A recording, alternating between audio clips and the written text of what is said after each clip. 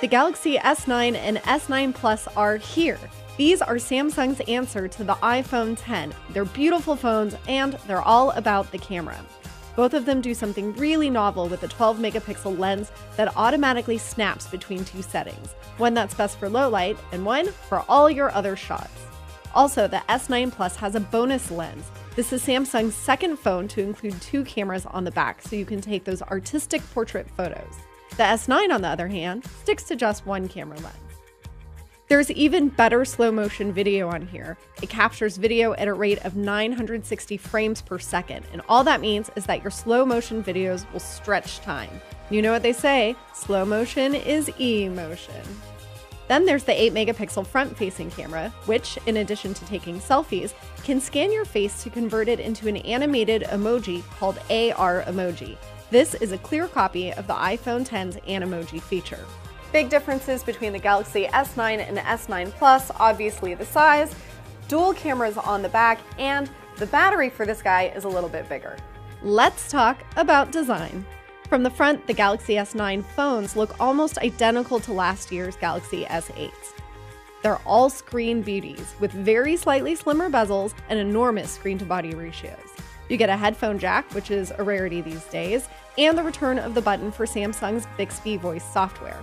You have microSD card storage and a second speaker, so your music and your audio is going to sound a lot louder and richer. I'm also loving these bold new colors, lilac purple and coral blue. They're beautiful in person, and they give the phones an immediate edge over your basic boring black. But the best change is on the back. Remember how you had to awkwardly stretch your finger across the camera to unlock the Galaxy S8 and Note 8? Samsung has sensibly moved the fingerprint reader to the center of the back panel beneath the camera, and I couldn't be happier. Well, maybe I could be a little bit happier if the reader were actually built into the display, like on this Vivo phone. That was one rumor that just didn't pan out for the S9.